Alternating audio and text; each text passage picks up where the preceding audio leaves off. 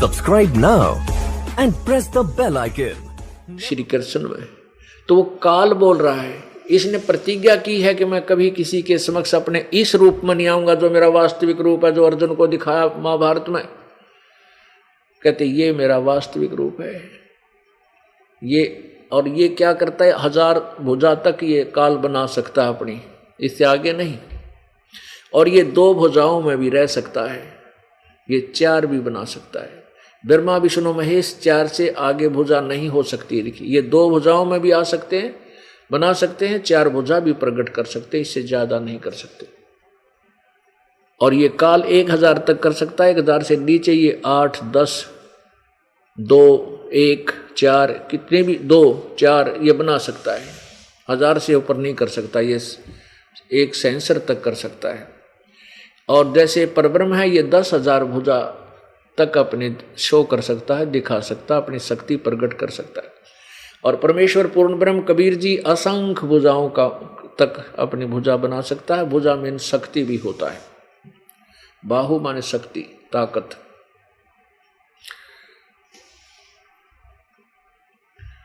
तो पुण्यात्माओं, अप्रसंग चल रहा है कि गीता ज्ञान दाता ये कभी किसी के सामने नहीं आता। इसने कसम खाई है ब्रह्म ने, ब्रह्मा विष्णु महेश के पिता ने। क्यों खाई है, कारण क्या है, ये ऐसा घटिया काम क्यों करता है, कि ऐसा क्यों इसने गलत प्रतिज्ञा की कि अपने बच्चों से भी छुप के रहता है। इसमें एक भयंकर दोष है, और उस दोष का यदि ब्रह्मा विष्णु महेश को पता चल जाए तो वो हाथ खड़े कर देंगे, वो इसके काम को नहीं करेंगे।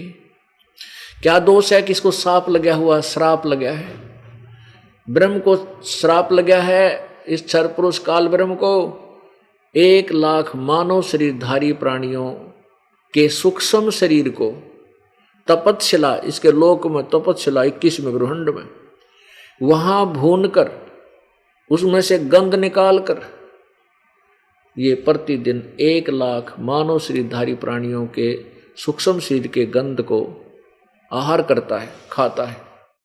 ऐसे ये सबको खाता है।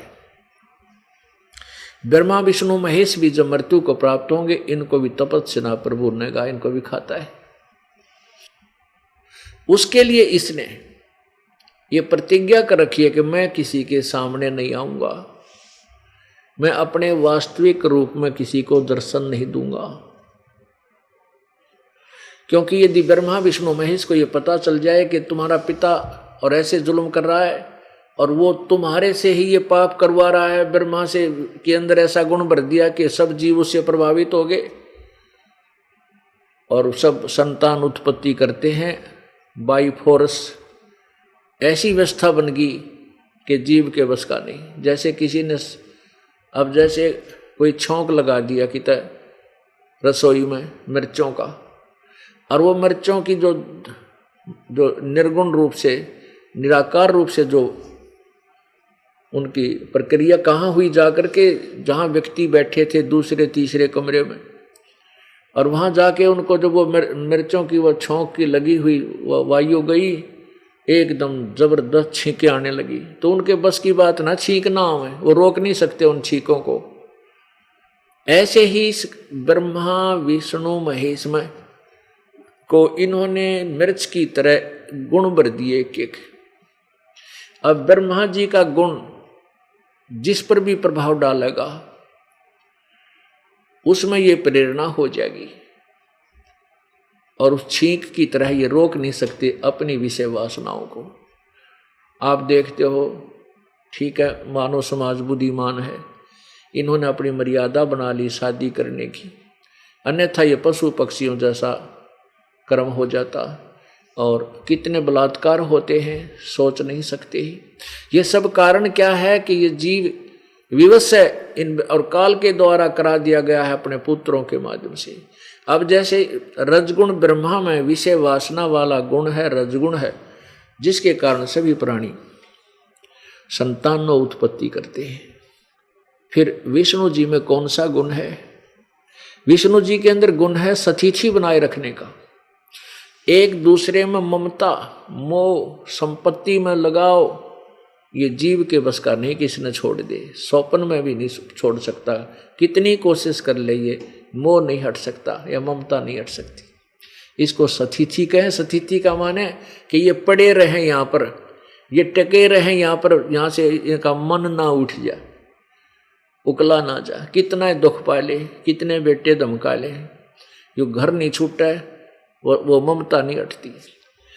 एक बार ये दास अपने गुरुदेव के पास दर्शनार्थ जाता था। पहले हम छुडानी जाते थे, छुडानी गांव है जिला झज्जर में। वहाँ आदरणीय गरीबदास साहिब जी एक किसान जाति में हुए, उनको परमात्मा कबीर जी आकर मिले थे। उसके बाद उनके दिव्य दृष्टि, उनका जो ज्ञान योग खोल दिया था। उसके बाद गरीबदास साहिब जी ने परमेश्वर कबीर जी की वाणी, उनके ज्ञान की वाणी, उनके द्वारा दिया गया ज्ञान वाणियों में लिखा, उसको ग्रंथ बोलते हैं। तो वहाँ ग्रंथ साहिब का पाठ होता था। मेरे पूज्य गुरुदेव जी भी वहाँ जाते थे, ये दास भी वहाँ जाता था। जब तक मेरे को नाम देने का अधिकार नहीं मिला था, सेवक था ये दास, तो वहाँ ऐसे ही सत्संग से पहले बैठ जाते थे। बहुत से ये साधु संत बने हैं जिन्होंने दाढ़ी बढ़ा रखी, लाल कपड़े पहन रखे, कर्म जोड़ी जब झंडा रखा करें, साथ में दंडी स्वामी भी, कई तरह के। तो वहाँ वो एक ग्रुप बैठा 5-7 का, तो ऐसे ही चल रहा। भी बड़ा जबरदस्त काम है, या ममता नहीं छूटती। घर जाते हैं, कुछ गृहस्थी भी थे, तो कहते हैं हम घर जाते हैं। एक कहता है कि भाई आदमी ने जब सन्यास ले ही लिया है तो घर की ममता नहीं रहनी चाहिए। उन्हीं में से बोल रहा है। तो वो दूसरा कहता है, वो अपने साथी को, मित्र को कहता है सुन ले या क्या कह रहा है तू, तीसरे दिन घर भाग जाता है, यहाँ लोगों से पैसे लेता है और घर दे आता है। वो कहने लगा तू भी तो जाता है। तो वो कहता हाँ जाता तो मैं भी हूँ। तीसरा कहने लगा भाई कुछ भी कहो, कहने को हम भी कह देते हैं, लेकिन ये ममता छूटती नहीं है, घर तो जाना ही पड़ता है। एक कहने लगा भाई फिर एक काम तो हो जाए, यदि हम घर जाते हैं और घर वाले हमारी पिटाई कर दें फिर तो ममता छूट सकती है। उन्हीं में से एक कहने लगा मेरे साथ वो काम भी हो लिया फिर भी ममता ना छूटती। अर्थात मेरी पिटाई भी कर दी घर के घर वालों ने और फिर भी घर ना छूटता। और बाबा जी भी बन गया, घर भी त्याग रखा, दाढ़ी भी बढ़ा ली, लाल कपड़े, सफ़ेद कपड़े, दाढ़ी, गले में माला भी डाल रहा हूँ, लेकिन फिर भी ममता ना छूटती। तो पुण्यात्माओं, ये जो मोह है, ये सतिथि बनाए रखने का जो गुण है, ये श्री विष्णु जी में काल ने भर दिया। ना विष्णु के बस की बात, वो विवश है, उसके अंदर गुण ऐसा कर दिया, उसको ऐसे ढंग से पैदा ऐसे कर दिया, उसके बस की बात नहीं है। अब शंकर जी के अंदर वो तमोगुण है जो संहार करता है। जरा सी बात पर क्रोधित हो जाते हैं, मारो मार हो जाती है। तो ये गुण जो है भगवान शंकर का है, जो जीव को चैन से नहीं बैठने देता। ठीक बातें कर रहे हैं, जरा सी बात पर तू मैं आ जा, मुक्का मुक्की, छो छो, गालम गाला, पता नहीं के कुकरम हो जाए। तो ये गुण शंकर भगवान में है और उसी से प्रभावित है प्राणी। जैसे मिर्च से के गुण से प्रभावित होकर के छींकाने लग जाती है, बस की बात नहीं होती। तो इनको कैसे नॉर्मल किया जाए, इनको कैसे जो है इनसे कैसे बचा जाए, उसकी विधि है, उसका तरीका है कि हम पूर्ण परमात्मा कबीर देव जी की साधना सत्य करें, सत्य साधना शास्त्र अनुकूल, और धीरे धीरे ये काम, क्रोध, मोह और लोभ, अहंकार ये नॉर्मल होते चले जाएंगे, बहुत ही हल्के हो जाएंगे, और फिर धीरे धीरे ये हमें बाधक नहीं रहेंगे। पुण्यात्मा जैसे कहते हैं, अर्जुन ने कहा है, पूछा भगवान आप तो कहते हो कि आसन लगा कर बैठ जा और साधना करे, नाक पर ध्यान लग गए, इतनी दूर इस आसन हो और मन को रोके। मन तो रोकना वायु को रोकने के तुल्य है, कैसे रुकेगा? तो भगवान कहता कि हाँ अर्जुन, मन को रोकना तो ये समझ लो वायु रोकना है, फिर भी अभ्यास करें। अब पुण्यात्माओं, गीता जी में 2 प्रकार का ज्ञान है। एक तो वो ज्ञान है जो वेदों का है, जहां तक वेदों का ज्ञान है, जो वेदों से मिलता है, वो ज्ञान सही है। और जो ज्ञान काल ने अपनी अटकल बताई है और युद्ध करवाने के लिए बोला है, वो ज्ञान उस काल का ही अपनी सोच है। अपने आत्माओं देखो, हम भगवान शंकर से अधिक योगी नहीं हो सकते, अभ्यासी नहीं हो सकते, और न ही उससे ज्यादा हम ध्यान लगा सकते, ना समाधिस्थ हो सकते, ना योगी हो सकते। एक बार भगवान शंकर जी और पार्वती जी आकाश में और नीचे देख रहे थे। उन्होंने क्या देखा कि एक व्यक्ति